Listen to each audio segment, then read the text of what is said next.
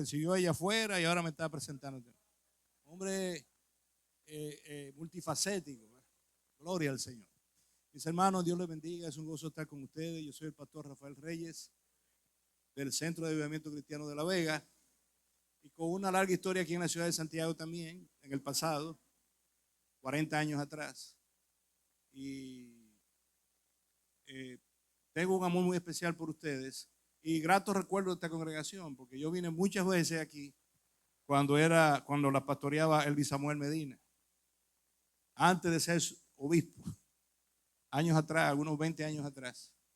Yo vine en varias ocasiones. Él y yo fuimos grandes amigos y compartimos nuestros ministerios en diferentes lugares y escenarios. Me acompaña mi hermano, el pastor Adalberto González. Gracias por venir conmigo. Y nada, es un gozo estar con ustedes. Me han puesto la encomienda que les comparta a ustedes unos principios que yo hace años he estado manejando y que están en mis redes. Les invito después que la visiten, sobre por qué yo creo que la Biblia es la palabra de Dios. Amén. Permítame hacer una oración para que continuemos. Amén. Amado Padre, en el nombre de Jesús, vengo ahora ante ti reverentemente, reconociendo mi gran necesidad de ti y mi indignidad delante de ti, y tu gran amor y misericordia que has tenido conmigo por tantos años.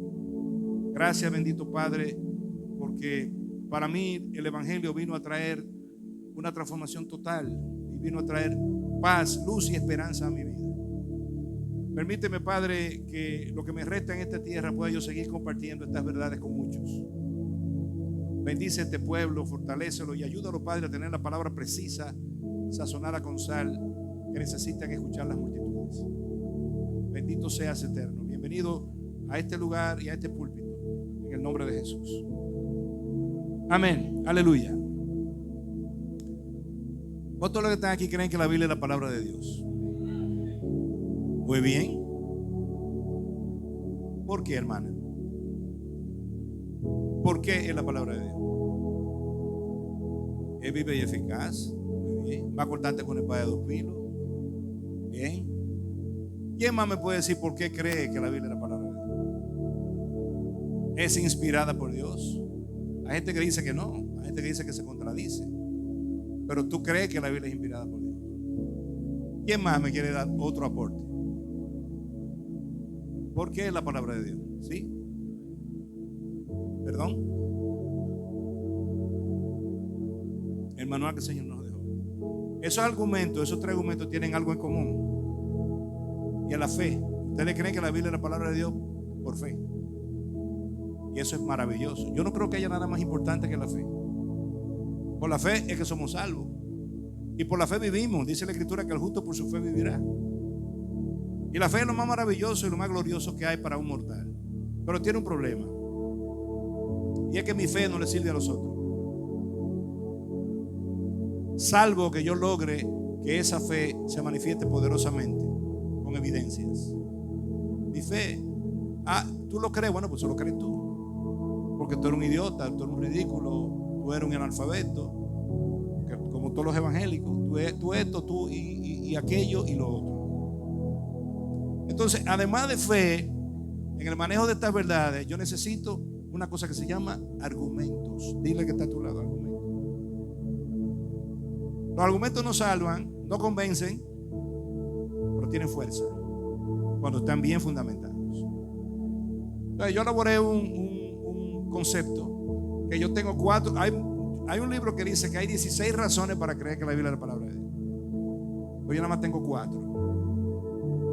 Y esas 4 razones para mí son contundentes. Y algunas de ellas son irrefutables porque se las demuestro con la Biblia en la mano.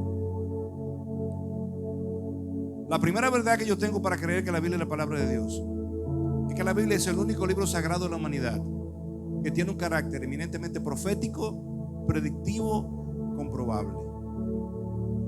La Biblia no es el único libro sagrado de la humanidad. Hay casi 1.000 millones de hindúes que creen que los Vedas y el Bhagavad Gita son la palabra de los dioses. Hay 700 millones de musulmanes que creen que el Corán es la palabra de Dios, sin contar los escritos de Lao Tse que creen los chinos y cosas por el estilo. Hasta los mayas tenían aquí un libro sagrado en México, lo que hoy es México. Los mayas, una cultura antigua muy famosa, tenían un libro sagrado que se llamaba el Popol Vuh. Entonces, libros sagrados la humanidad tiene varios, pero ¿qué tiene la Biblia que no tienen esos otros libros? Esa es la primera razón. Que la profecía, que la Biblia es el único libro de la humanidad, el libro sagrado de la humanidad, que tiene un carácter eminentemente profético, predictivo, comprobable. Para muestra basta un botón. Vamos, qué evangélico este que anda sin Biblia, ¿eh?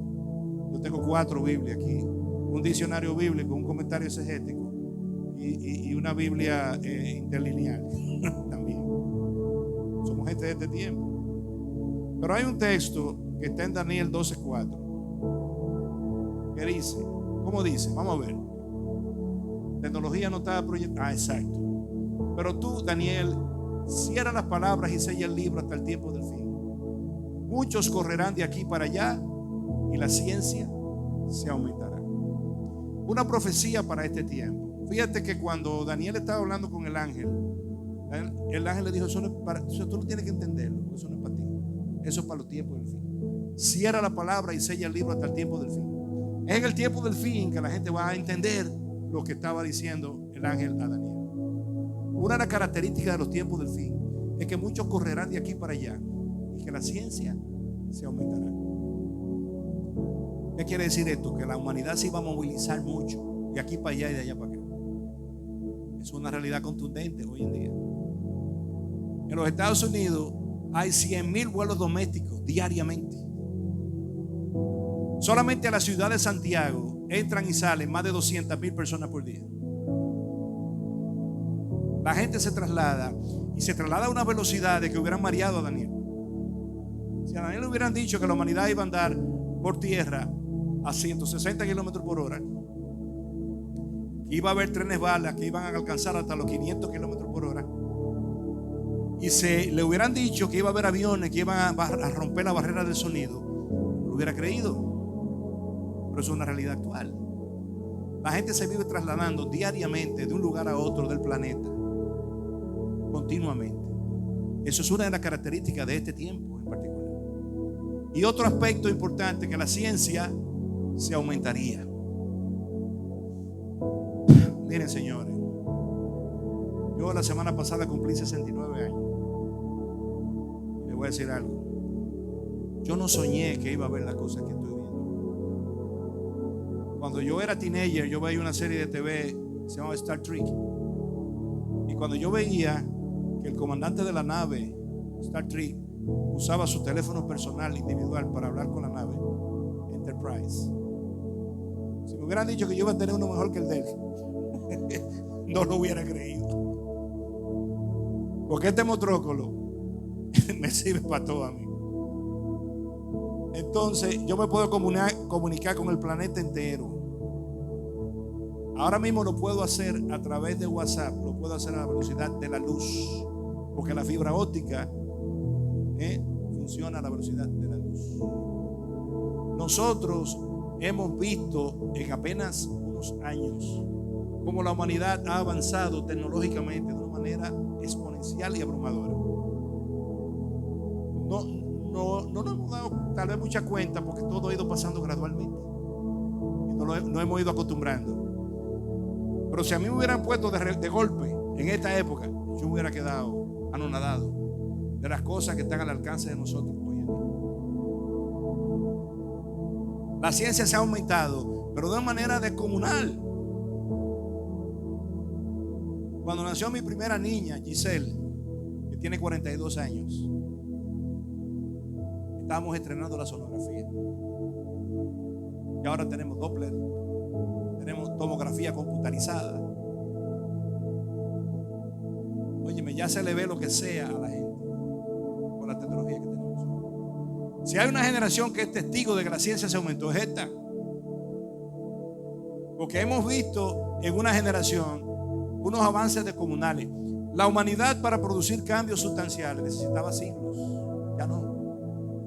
Es de un día para otro. Y como tenemos una comunicación tan fluida hoy en día, se descubre algo en el plan, en el ámbito de las ciencias militares, y al otro día ya se está aplicando en medicina, o en astronomía, o en cualquier otro ámbito de la ciencia. La ciencia se aumentó y se está aumentando y se sigue aumentando. Y eso es algo que lo estamos viendo hoy. Entonces, esa es la primera razón que tengo para creer que la Biblia es la palabra de Dios. Que la Biblia es el único libro sagrado de la humanidad que tiene un carácter evidentemente profético, predictivo y que es comprobable. Bien. Pero además de eso, tengo una segunda razón. La Biblia no solamente es profecía. La profecía bíblica tiene un alcance ilimitado en la historia. Esa es la segunda razón. Si fuera solo profecía, pero además de profecía, es una profecía también articulada que abarca diferentes estadios de la historia. Por ejemplo, vamos a tomar el ejemplo del propio Daniel. Daniel predijo una cosa que se cumplía esa noche cuando le dijo a Belsasar, rey de Babilonia: esta noche pierdes el reino. Y él se rió porque estaba en una fiesta, no había noticia, el servicio de inteligencia de él no le había dicho que él tenía a los medios y los persas ahí en la puerta de la casa. Esa noche perdió el reino y perdió la vida. En un mismo día se cumplió esa profecía. Pero también Daniel predijo el surgimiento del imperio medo-persa 50 años antes, porque se lo dijo a Nabucodonosor. También predijo el surgimiento del imperio griego 200 y pico de años antes. Predijo el surgimiento del imperio romano 400 años antes.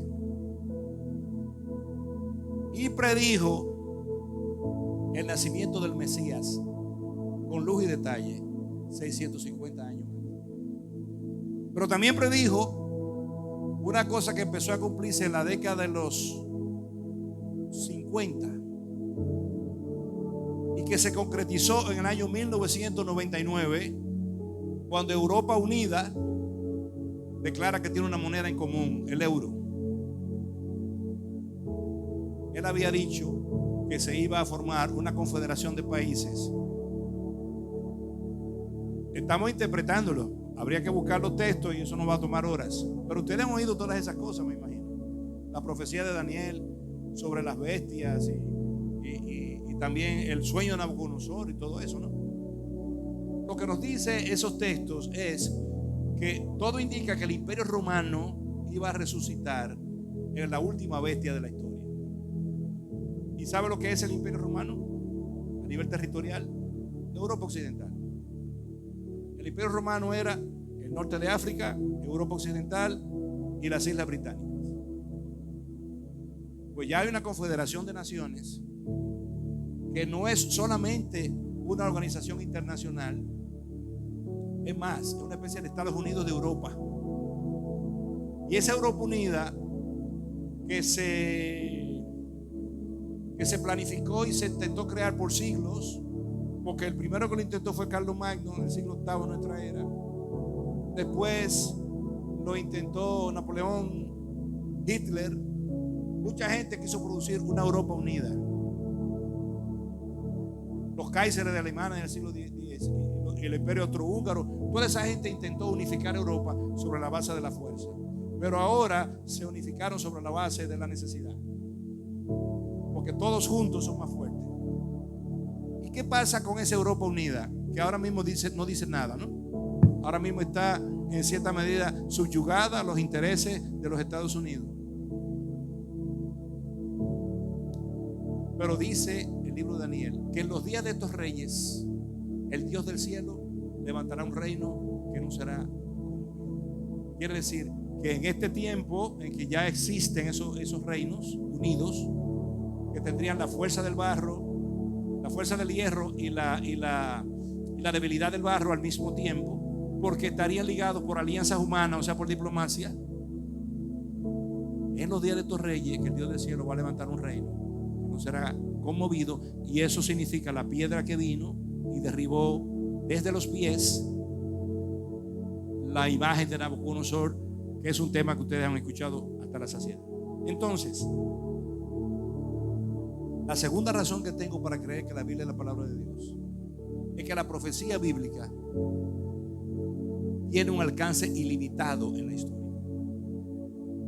Por eso, cuando usted se mete en los profetas de la antigüedad, se va a encontrar con profecías del pasado, pero también con profecías del presente, porque está cumpliéndose continuamente.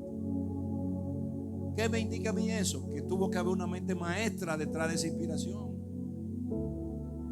¿Ven? La tercera razón que tengo para creer que la Biblia es la palabra de Dios es que la profecía bíblica no solamente es profecía y de cumplimiento, digamos que atemporal en la historia de la humanidad. No, hay algo muy importante en la profecía bíblica. La profecía bíblica obedece a un plan general, una especie como de proyecto, cuyo eje central es la persona histórica de Jesucristo, en quien se cumplieron más de 300 profecías. Esta es la tercera razón. La profecía bíblica obedece a un plan general, cuyo eje central es la persona de Jesucristo, en quien se cumplieron más de 300 profecías. Lo primero que le tengo que decir es que Jesucristo, el Jesús de Nazaret, que nos habla Mateo, Lucas, Marcos, Juan, Pablo, Pedro y toda esa gente, fue un personaje histórico real, comprobable. ¿Por qué razón? Porque Dios sabe mucho. Dios se ocupó de que no solamente a Jesús lo describieran los autores bíblicos. Por ejemplo, Tácito, Cayo Cornelio Tácito, un historiador romano del siglo I, habla de Jesús y lo describe. Otro personaje sumamente interesante del siglo I, que es Flavio Josefo, es un historiador judío, y él dice, él escribió dos grandes obras: Antigüedades de los Judíos y La Guerra de los Judíos. Y él dice en una de sus obras que Jesús de Nazaret era el Mesías y que la desgracia que le vino a Israel fue porque mataron al Mesías. Ustedes se acuerdan que Jesús dijo en la cruz: Padre, perdona a los que no saben lo que hacen. El Padre no lo perdonó, porque esa generación no pasó antes de que viniera una desgracia descomunal sobre Israel. Israel tuvo dificultades con Dios en diferentes momentos de la historia, y Dios lo dispersó varias veces, pero lo recogía. Pero este castigo que le dio fue tan terrible que Israel duró 1878 años disperso en el mundo. Y todo comenzó cuando las tropas de Tito y Vespasiano llegaron a Jerusalén en el año 70 a establecer un decreto que tenía Roma, que se llamaba la paz romana. ¿Y usted sabe por qué vino eso?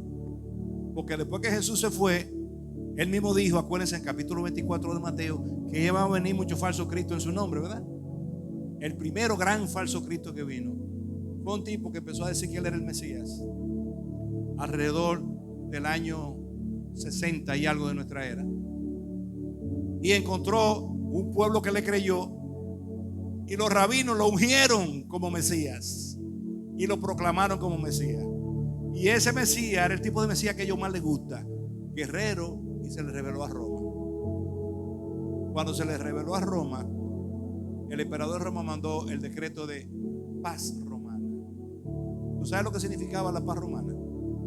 La paz de la desolación. Porque Roma acababa con todo, destruía todo, quemaba todo y después araban la tierra. Y eso hicieron con la ciudad de Jerusalén. Por eso cuando Jesús dijo en el capítulo 24 de Mateo que no iba a quedar piedra sobre piedra en el templo, que no fuera derribada, eso se cumplió en el año 70. Cuando los romanos llegaron, destruyeron todo. Solamente dejaron un fragmento de la muralla externa para testimonio, que es lo que hoy conocemos como el Muro de las Lamentaciones. Pero el templo fue destruido. El templo que construyó Salomón 900 años antes de Cristo fue completamente destruido. Y Josefo, que vivió esa época, dice: eso fue un castigo de Dios por haber matado al Mesías, un judío. Entonces, y otros autores, Dion Casio y otros autores del siglo I y II de nuestra era, que no eran cristianos, y también una carta que le escribió Herodes Agripa al emperador Claudio, hablan de Jesús y hasta lo describen. Dice que tenía la mirada penetrante, que tenía la barba hendida. Parece que él tenía un hoyuelo aquí, que suele tener algunas personas, aquí en la barbilla, que cuando tienen barba, entonces a la barba se le parte en dos. Jesús de Nazaret es un personaje histórico real. No es un invento de la religión. No se lo inventó Pedro, Mateo, Lucas y Juan. No, fue real, él existió. Pero resulta que en ese personaje histórico se cumplieron más de 300 profecías. De esas 300 profecías hay 60 que son, digamos que, incuestionables. Y a esas 60 profecías, un matemático norteamericano llamado Nathan Hood le aplicó la ley de las probabilidades. Yo no sé si ustedes saben lo que es la ley de las probabilidades, pero la ley de las probabilidades es un estimado que se hace de cuántas posibilidades hay de que una cosa pase o no. Y encontró que esas 60 profecías, al aplicarle la ley de las probabilidades, el resultado fue que daba entre 1 a 10 elevado a la 159 potencia. ¿Sabe qué significa esa cifra? Que si Adán hubiera empezado a escribirla, no hubiera terminado todavía. O sea que no queda duda de que esas profecías tienen que ver con Jesús de Nazaret, el Cristo de la gloria que nosotros predicamos y que está en la Biblia. Aleluya. Ahora bien, le voy a hablar de dos profecías que yo sé que ustedes las conocen, porque al ustedes ser un público cristiano, todo es más fácil. Pero yo voy a buscar aquí en mi Biblia un texto y se lo voy a leer. No quiero que lo soplen, solamente al final vamos a ver de quién está hablando, porque lo que no lo saben, no quiero que se adelanten. Déjame ver. Bien.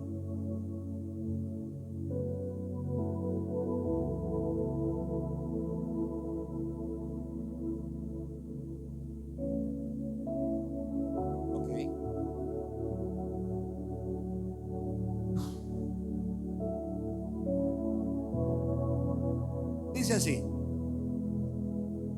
ciertamente llevó él nuestras enfermedades y sufrió nuestros dolores, y nosotros lo tuvimos por azotado, por herido de Dios y abatido.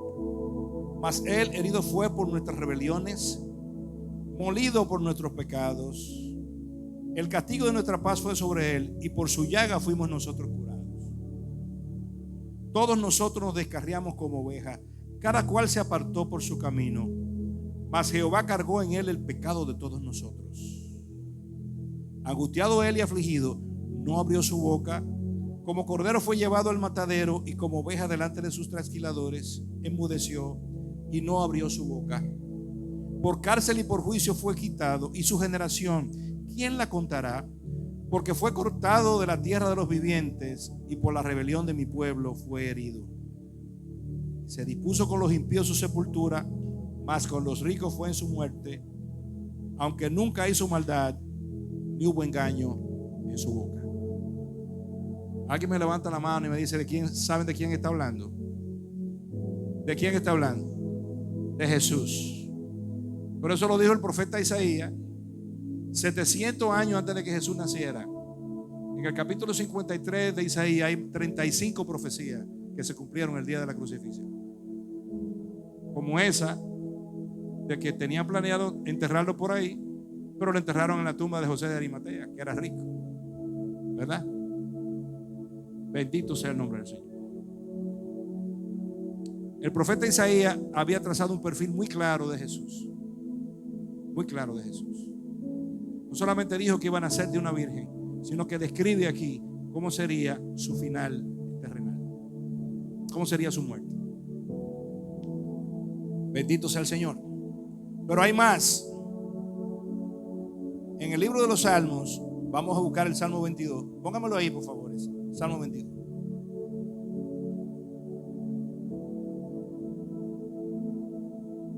Está aquí. Está aquí. Muy bien. Dios mío, ¿por qué me ha desamparado? ¿Les resulta familiar a ustedes eso?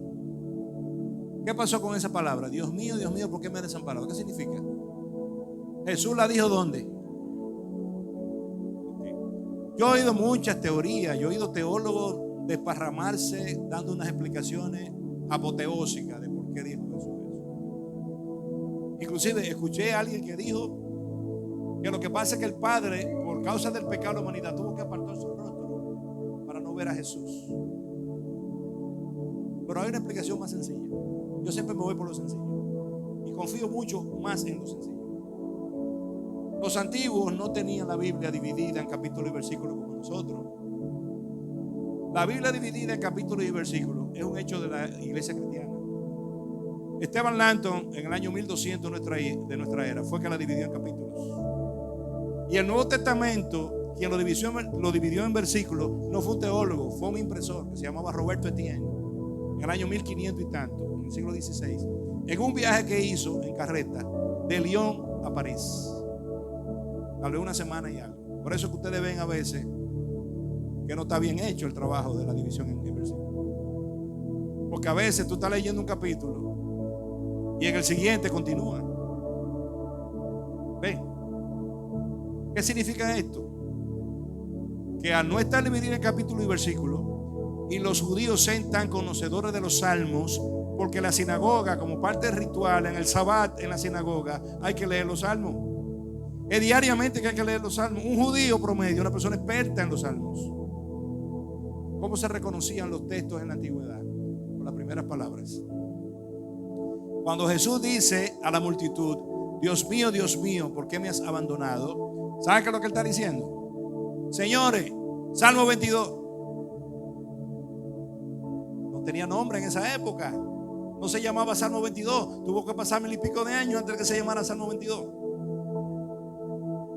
Pero con esas primeras palabras es lo que le está diciendo a los 100,000 personas que estaban ahí viéndolo. Señores, Salmo 22. Préstenle atención al Salmo 22 porque se está cumpliendo delante de ustedes lo que dice el Salmo 22.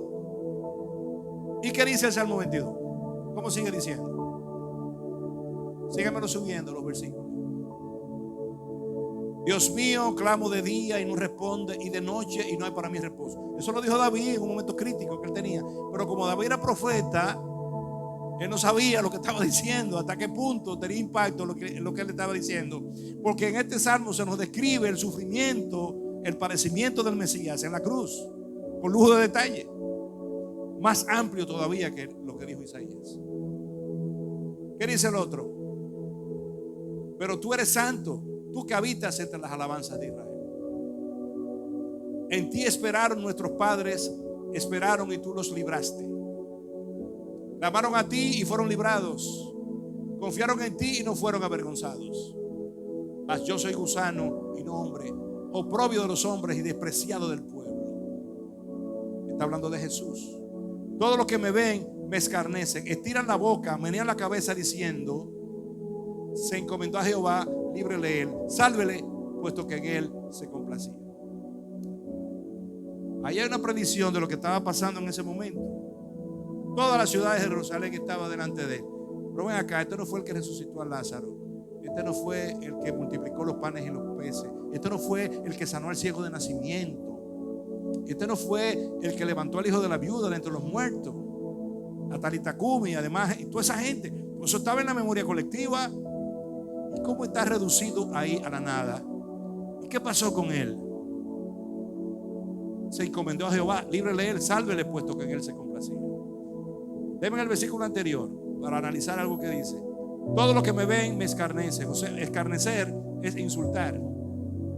Estiran la boca. Se parecen a los dominicanos, que tuercen el hocico. Los judíos tienen muchas cosas que se parecen a los dominicanos. Torcían el hocico, menean la cabeza, diciendo: ¿pero qué es lo que ha pasado? ¿Cómo dice el 8? Se encomendó a Jehová, líbrele él, sálvele, puesto que en él se complacía. La gente no podía creer que eso estaba pasando, que el que hacía cosas tan extraordinarias de repente estaba sometido a una muerte ignominiosa, a una muerte vergonzosa, y que nadie como que lo iba a librar. ¿Ve? Porque el problema es que aunque Dios no había abandonado a Jesús, yo no creo que Dios abandonó a Jesús ni un segundo, ni que volteó la cara para ningún sitio. Yo lo que creo es que era necesario que pareciera como que lo habían abandonado para que se manifestara eso que está aquí. Ven, ¿qué más? ¿Qué dice el próximo versículo? El 10. Sobre ti fui echado desde antes de nacer. Desde el vientre de mi madre tú eres mi Dios. Mi embrión vieron tus ojos. Una virgen concibió del Espíritu.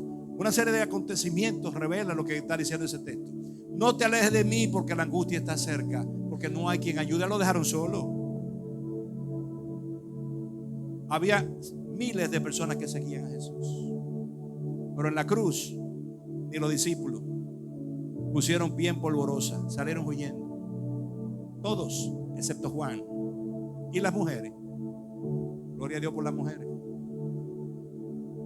La mujer era la que lo sostenían de sus bienes, dice la Escritura.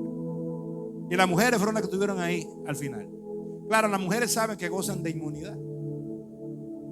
Cuando se empieza a repartir galletas, a las últimas se las dan a las mujeres, casi siempre. Entonces las mujeres saben que ellas gozan de inmunidad. Y no sé por qué, pero estaban ahí las mujeres. El caso es que estaban ahí. Pero lo dejaron completamente solo. Nadie lo podía ayudar. Todo el mundo se desgaritó. Pedro lo negó y se mandó. Y los otros no se sabe lo que hicieron, pero toditos se mandaron. ¿Cómo dice el siguiente? 12. Me han rodeado muchos toros, fuertes toros de Basán me han cercado. Aquí empezamos a ver esta imagen retórica de algo que tiene fuerza. Una fuerza se había levantado contra él. Y lo compara con toros de Basán y con leones rugientes. Mire, abrieron sobre mí su boca como león rapaz y rugiente. En el lenguaje bíblico, ¿quién es el león rugiente? El diablo. ¿Qué quiere decir? ¿Por qué la ciudad se oscureció? Porque Satanás le dijo a todos los demonios del planeta Tierra entero: señores, vengan para acá, que este tipo hay que matarlo. Tenemos que romper con el plan que hay con él. El diablo, en el huerto del Edén, Dios le dijo que alguien que naciera de la mujer, que de la simiente de la mujer, la semilla de la mujer, se iba a levantar contra él y le iba a destruir la cabeza, ¿verdad? ¿Qué hizo el diablo? Que todo el que le huelía eso lo quiso matar. El primero que mató fue Abel. Después quiso matar a Moisés. Y también quiso matar a Jesús cuando nació. Y aquí vemos que está lográndolo. Porque el diablo, miren, el diablo es una criatura, no es Dios. Y como criatura tiene mucho conocimiento, tiene más que nosotros porque es más viejo. Yo estoy seguro que yo tengo mucho más conocimiento que el que tiene ese bebé que está frente a la jovencita. Es más viejo, por eso sabe más. No es por diablo, es por viejo que sabe. Pero aún así, su capacidad y su conocimiento es limitado porque es una criatura. Dios es el que es ilimitado.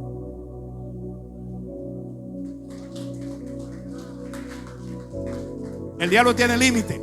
Y él llegó a la conclusión: si lo matamos se acabó este negocio. Porque lo más lejos que él tenía era que él iba a resucitar. Él lo había dicho, pero el diablo como que no lo creyó hasta que lo vio.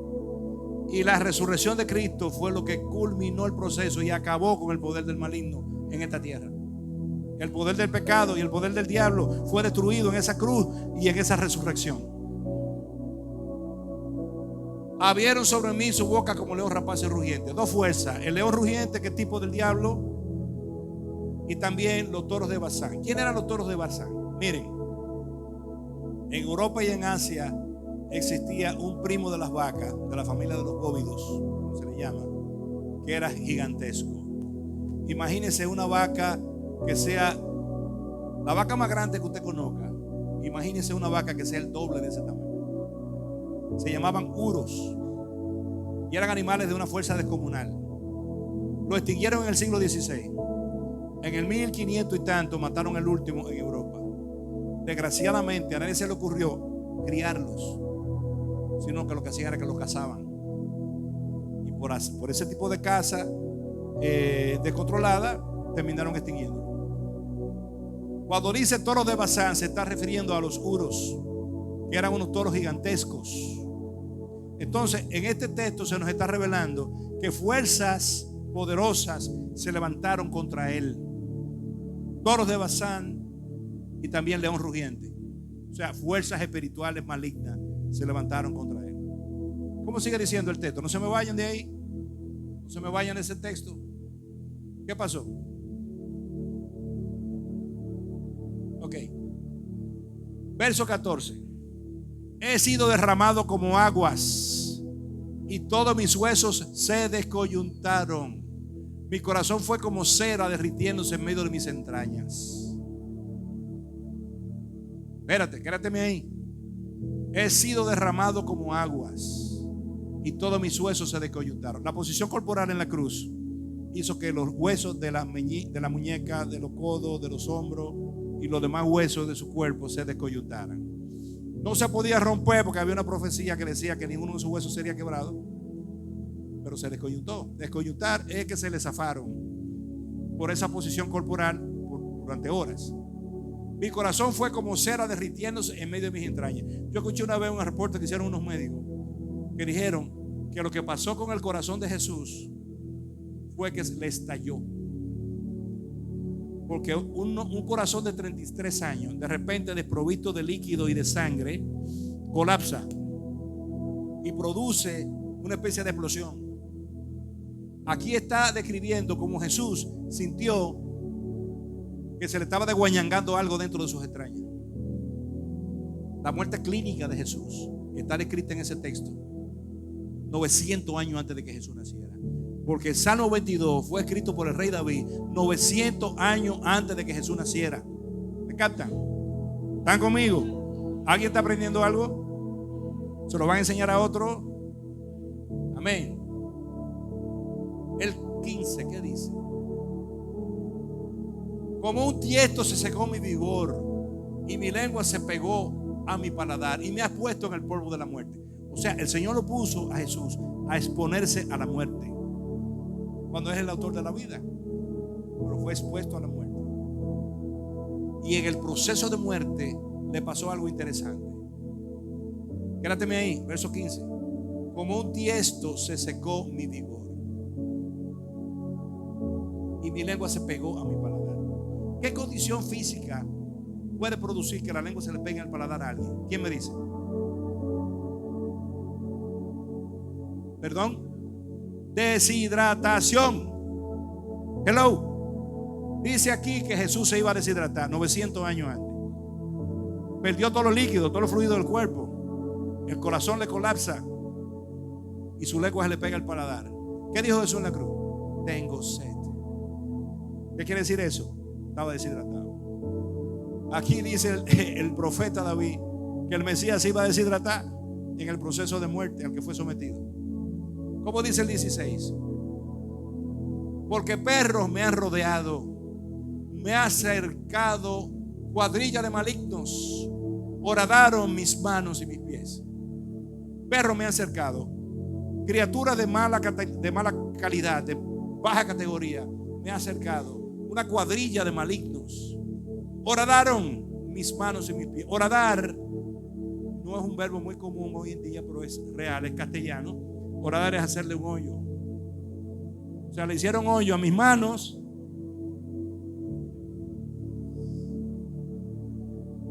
¿Usted sabe lo que es eso? Que 900 años antes de que Jesús naciera, ya un profeta había dicho que le iban a hacer hoyo en la mano y en los pies. Hello. ¿Cuánto entiende que eso es glorioso? Bien. Después dice contar. ¿Cómo dice el siguiente, el 17? Contar puedo todos mis huesos. Lo dolía el cuerpo entero. Había estado sometido a palizas de todo tipo en las últimas 24 horas. Entre tanto, ellos me miran y me observan.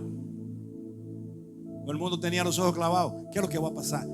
Mucha gente estaba esperando que iba a ocurrir algún acontecimiento espectacular al final. Había expectación. Ellos lo miraban y lo observaban. ¿Cómo dice el 18? Repartieron entre sí mis vestidos y sobre mi ropa echaron suerte. Los soldados romanos se rifaron su ropa al pie de la cruz, lo dicen los evangelistas. Para mí esa es la profecía más importante. ¿Sabe por qué? Porque Jesús sabía estas profecías. Por ejemplo, cuando iba a entrar a Jerusalén, mandó a buscar un burrito. Porque Zacarías había dicho que iba a entrar en un hijo de Asna en su entrada triunfal. Eso era fácil. Él sabía que iba a pasar.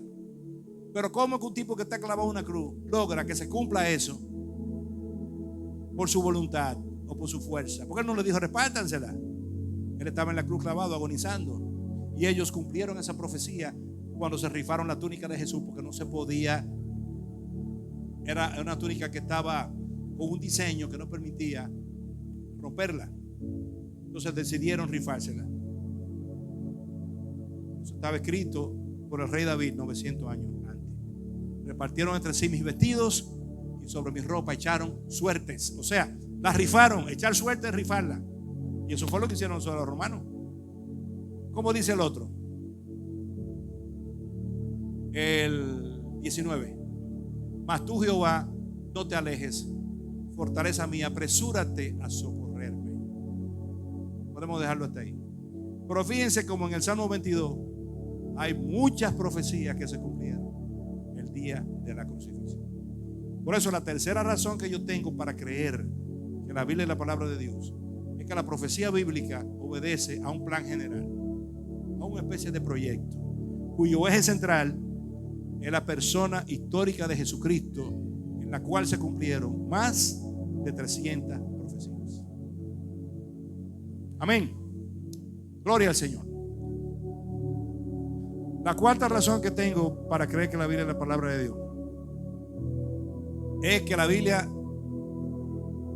se cumple en la vida personal del creyente. Y de eso yo soy testigo de ustedes también. Y lo que más me apasiona es que no solamente se cumplen las cosas bonitas y positivas y buenas, también se cumplen las negativas. Por ejemplo, ¿qué dice la Biblia? Que los que se apartan del Señor se secan. Usted no se imagina cuánto arenque y cuánto bacalao yo me he topado en mi camino. Y cuando vienen a mí y yo le digo, ¿qué pasa contigo que está seco, mi hijo? Me dicen, bueno, que me descuidé, que esto, que lo otro, yo me aparté. Y yo le digo, ¿y cómo te has ido? Mal. Digo, de la única manera que te puede ir mal. Usted no se imagina cuántas veces yo he visto esa profecía cumplirse. Se cumple.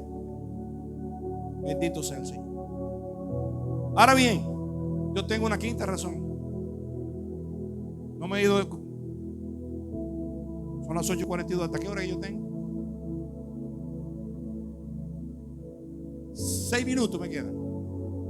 Le voy a decir en 6 minutos. Me voy a coger 10. Qué maravilla, gracias. Hay una quinta razón. La forma en que ese libro ha llegado hasta nosotros. Alguien dijo por ahí que el libro más perseguido por los enemigos y más maltratado por los amigos es la Biblia. Óyeme, ¿cuántas veces han querido destruir ese libro? La primera vez que llegó esta versión que hemos estado leyendo, la Reina Valera, a este país, fue en el 1585, cuando Francis Drake vino en su invasión, trajo 50 Biblias de esas y la distribuyeron. ¿Saben lo que hicieron con esas 50 Biblias? La quemaron en la plaza de la Catedral de América, donde está Colón, la estatua de Colón, señalando el horizonte. Ahí, ustedes han ido ahí seguro, ¿verdad? ¿Cuántos han ido a la zona colonial? El que no ha ido, vaya, que eso es parte de su patrimonio cultural. Usted tiene que saber lo que pasó ahí. Mire, mi hermano, la quemaron. ¿Sabe cuántas Reina Valera entre el Nuevo Testamento y Biblia hay en este país? No menos de 10 millones. No hay forma de destruirla. No hay forma. Mire, bendito sea el Señor.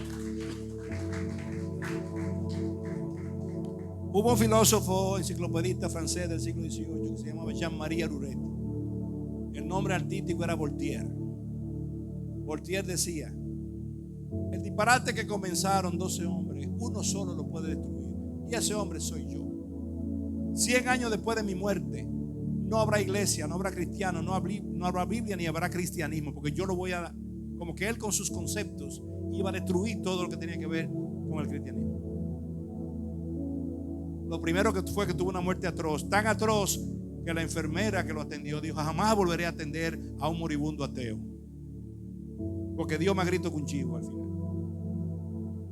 Pero le tengo otra noticia. 100 años después de su muerte, La casa de él se convirtió en un depósito de Biblia.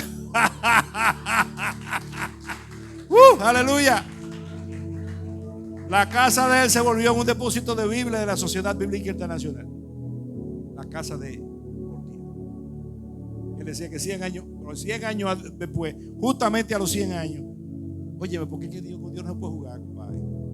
Es que Él es el Todopoderoso. Bendito sea su nombre. Pero ¿qué pasa? Llegó un momento en que surge una disciplina, una ciencia nueva para esa época. A mediados del siglo XVIII, XIX, comenzó una ciencia que se llama arqueología.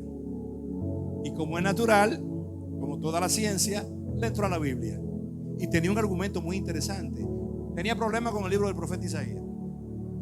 ¿Qué pasaba con el libro del profeta Isaías? Muy sencillo. El profeta Isaías existió 700 años antes de Cristo. Y el último ejemplar manuscrito, porque la humanidad antigua no tenía impresión. La imprenta fue en el siglo XIII de nuestra era, que Gutenberg fue que comenzó en Alemania a imprimir. De ahí para atrás todos los libros eran manuscritos. Pues el último manuscrito que tenía la humanidad era un texto del siglo IX de nuestra era. Había una distancia entre Isaías y ese texto de 1600 años, que es conocido como el texto masorético. Los arqueólogos decían, ese texto ha sido falseado. Ese texto lo escribió un cristiano. ¿Qué pasa con el libro del profeta Isaías? Es que en el Antiguo Testamento nadie habla tanto y tan claro de Jesús como Isaías. Le han llamado el quinto evangelio. Entonces, eso fue lo que empezaron a especular. No. O eso lo escribió un cristiano, o los cristianos le pagaron a los masoretas para que hicieran ese libro. Ese libro es falso. No hay evidencia de que sea auténtico. Ese libro fue truqueado, fue falseado en el curso del tiempo. Lo primero que le tengo que decir, que dudar de la autenticidad del material bíblico por esa causa nos llevaría a dudar de toda la historia antigua de la humanidad. Porque el problema era que la humanidad escribía en papiro, y el papiro es primo del papel. Las cosas empezaron a conservarse a partir del siglo IX, porque es en ese siglo que introdujeron un nuevo material llamado pergamino, que se hacía de piel de ovejas. El pergamino tiene más durabilidad. Entonces, de ahí para atrás, todo lo que la humanidad escribió se perdió, porque toda la humanidad tiene los textos antiguos de toda la humanidad, datan a partir del siglo IX. La guerra de las Galias de Julio César, la historia de Herodoto de Halicarnaso, la historia del mundo, que fue un hombre de antes de Cristo. Ustedes se acuerdan de la película de Troya, que fue famosa unos años atrás. El que escribió eso fue este autor griego famoso, Homero existió 600 años antes de Cristo. ¿Sabe cuántos manuscritos hay de esos libros? 3, 4, 5 del siglo IX. Entonces, dudar de la autenticidad de las escrituras bíblicas por esa causa implicaría tener que dudar de todo del material antiguo de Occidente entero, empezando por los griegos, pasando por los romanos y por todo, porque el mismo fenómeno le pasó a todos. Pero hay otro dato. Hay un problema mayor, y es que el texto masorético fue producido por una escuela de rabinos, escribas, porque escribir era una profesión en la antigüedad. Se desarrolló toda una gama de elementos en torno a ello, incluyendo el pendolismo, el arte de escribir con arte, ¿verdad? Eso era parte de la cultura de la humanidad hasta que llegó la imprenta. Como el teatro fue tan importante desde que llegó el cine, como la pintura y el retratismo fue tan importante desde que llegó la fotografía. ¿Ve? Entonces, todo este material antiguo tiene esa situación. Bien. ¿Qué pasa con el texto masorético? Los masoretas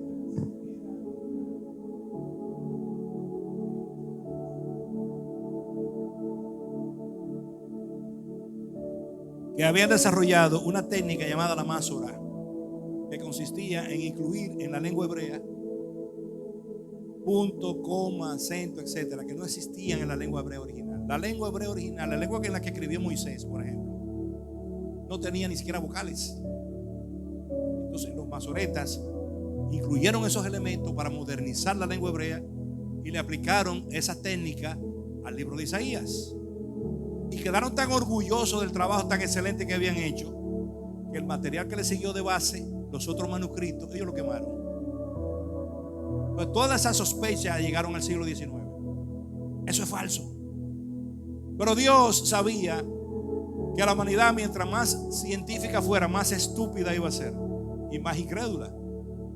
Y nos guardó en el lugar más seco del mundo. Óigame bien, el lugar más seco del mundo está cerca del Mar Muerto en Israel, en un lugar llamado Qumran.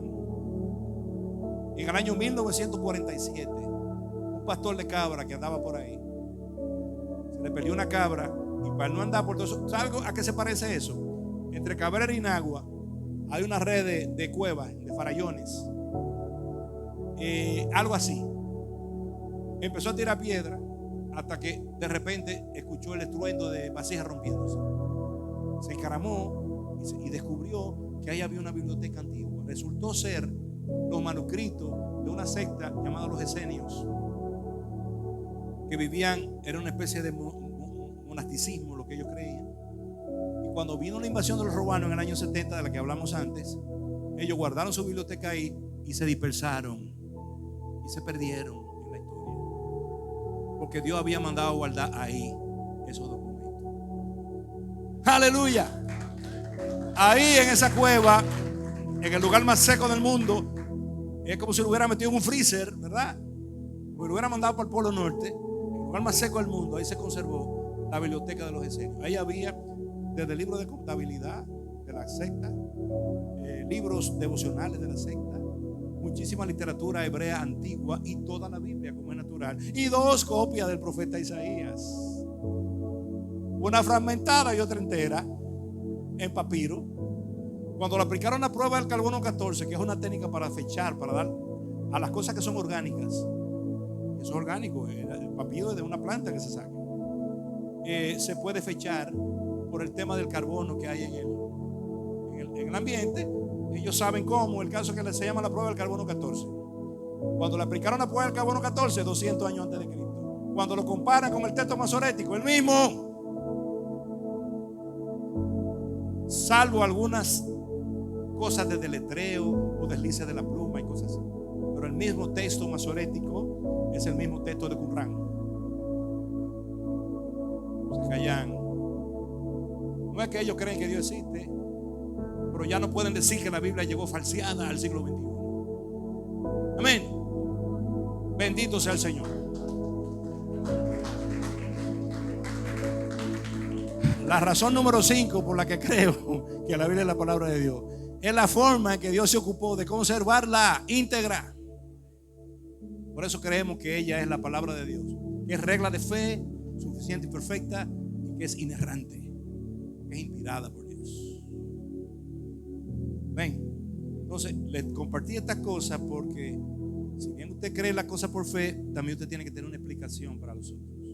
Si usted quiere más detalles, usted puede visitar mi página de YouTube, que es Pastor Rafael Reyes Hernández, y ahí usted va a encontrar 2 videos sobre ese tema. Por favor, visítenlo, denle like, compártanlo a sus amigos y suscríbanse. Porque cuando yo me encuentro con que un salta para atrás, malapalabroso, tiene 1 millón de views, a mí eso me duele. Y yo dije con 300 views, porque ni los mismos evangélicos van a mi página. ¿Cómo es la cosa? Yo voy a tener que revoltear con eso. Bendito sea Dios. Por ahí está Alofoque, todos esos satanistas y todos esos tigres depravados, llenando las multitudes del planeta viendo su disparate. Entonces, cuando usted sepa que un hermano tiene un canal de YouTube, vaya, visítelo, dele like, compártalo, ¿verdad? Y suscríbase. Amén. Pues nada, mis amados, ¿hay alguna pregunta? ¿Todo estuvo claro o todo estuvo oscuro? ¿Seguro? ¿Le va a dar like? Pues ya ustedes saben, Pastor Rafael Reyes Hernández, ahí usted lo encuentra. Y otros videos más que pueden tener tal vez su interés. Les tengo una noticia, ahí en ese canal hay un video, es un audio más bien, de una conferencia que yo di hace años, que se llama ¿Cómo alcanzar tu marido inconverso para Cristo? Lo que más la haya tenido en mi vida como youtuber ha sido eso le ha impresionado mucho a las mujeres, le llama la atención.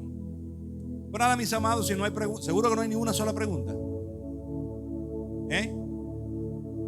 Bueno, gloria al Señor. ¿Por qué la Biblia es la palabra de Dios? Le di 4 razones básicas y una número 5. Que el Señor me los bendiga, que el Señor me los guarde. Fue un gozo compartir con ustedes y será hasta otra ocasión.